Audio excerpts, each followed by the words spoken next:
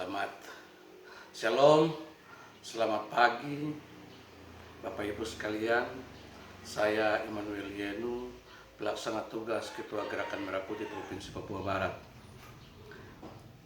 memperhatikan situasi dan kondisi Papua di saat ini, di akhir-akhir ini terkait dengan pemberitaan-pemberitaan media tentang otonomi khusus.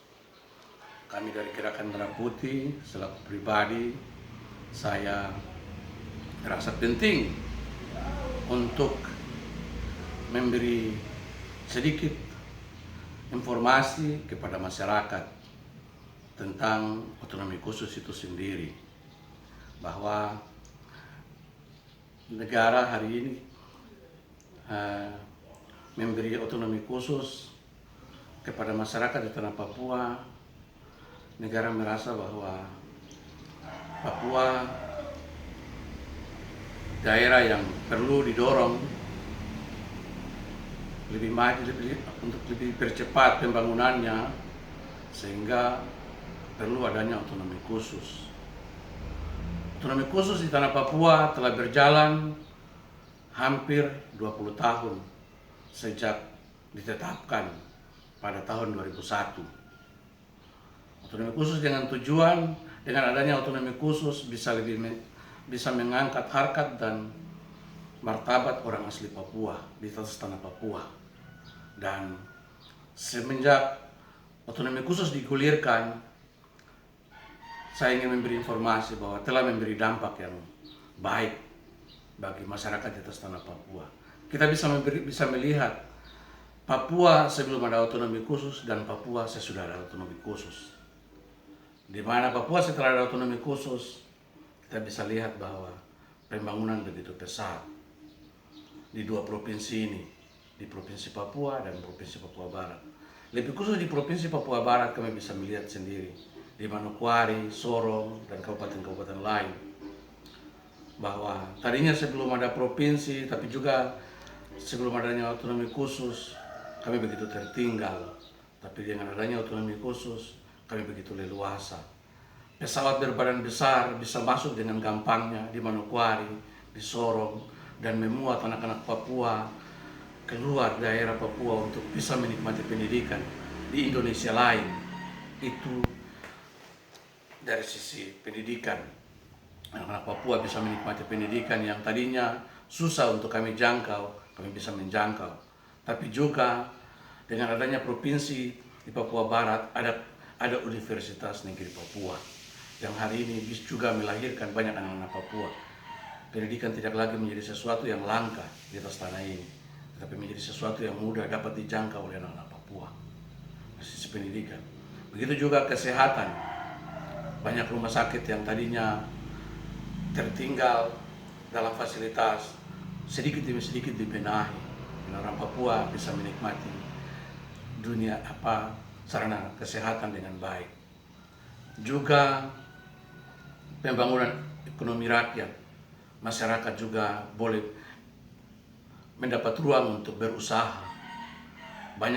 Hari ini banyak pengusaha-pengusaha Papua baru yang lahir. Di era sebelum Otsus tidak ada orang Papua yang jadi pengusaha, tapi setelah ada Otsus, banyak orang Papua yang bangkit menjadi pengusaha. Ini yang perlu masyarakat ketahui, bahwa manfaat Otsus itu luar biasa buat orang Papua. Dari sisi pendidikan, dari sisi infrastruktur, dari sisi kesehatan, dari sisi ekonomi kerakyatan, itu lahir, bertumbuh dengan cepat. Berbeda dengan sebelum adanya Otsus.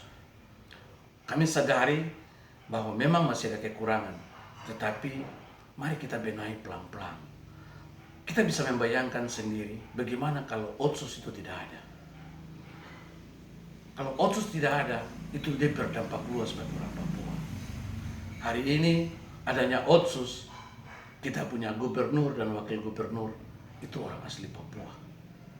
Dengan adanya Otsus, ada DPR pengangkatan dari jalur Otsus.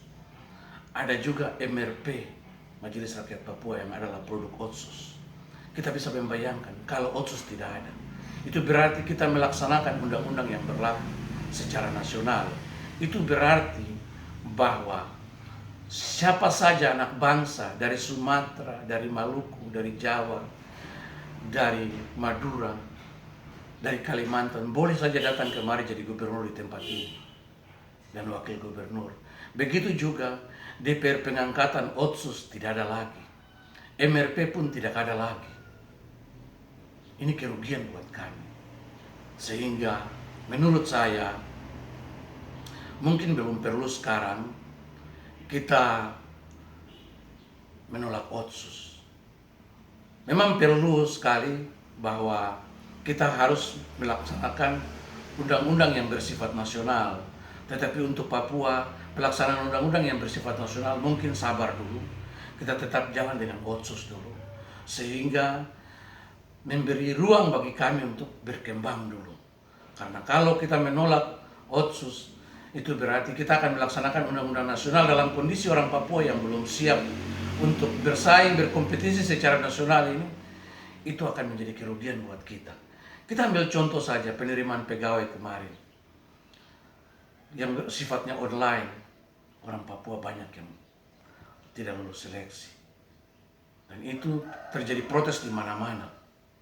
Itu akibat dari itu. Bahwa itu menandakan bahwa kita belum siap untuk menolak Otsus. Kita tetap harus ada dalam Otsus. Dan Otsus ini adalah sesuatu yang baik, pikiran baik negara untuk bagaimana mengangkat orang Papua. Jadi saya berharap kepada saudara-saudara kita sekalian untuk mempertimbangkan dengan baik. Kalaupun ada kekurangan-kekurangan pada Otsus, mari kita tidak menolak, tetapi mari kita sama-sama satu hati, satu pikiran, kita memperbaiki ini dengan baik.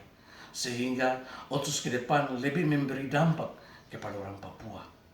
Tidak kita menolak hak niat baik negara bagi orang Papua ini. Ini sesuatu yang baik.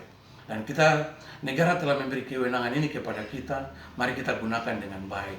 Kita tidak kembali menyalahkan negara bahwa negara tidak berhasil di atas tempat ini. Ini sesuatu yang keliru.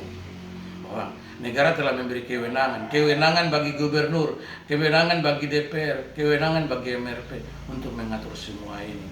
Maka mari kita gunakan kewenangan itu. Negara tidak datang campur-campur urus kita lagi, kita yang urus semua. Negara kasih uang untuk kita atur sendiri. Mari kita gunakan itu dengan baik, dengan tidak kembali menyalahkan negara bahwa negara tidak benar mengurus kita. Ini kita keliru. Jadi mari kita atur baik. Kalau Otsus ada kekurangan, saya juga mengakui itu bahwa Otsus ada kekurangan. Tapi tidak dengan serta-merta kita menolak. Tetapi mari kita perbaiki kekurangan yang ada untuk Papua yang lebih baik. Mungkin itu yang bisa saya sampaikan buat kita sekalian sebagai pertimbangan, tetapi juga sebagai motivasi untuk bagaimana Papua lebih baik ke depan. Terima kasih. Shalom, Tuhan Yesus memberkati.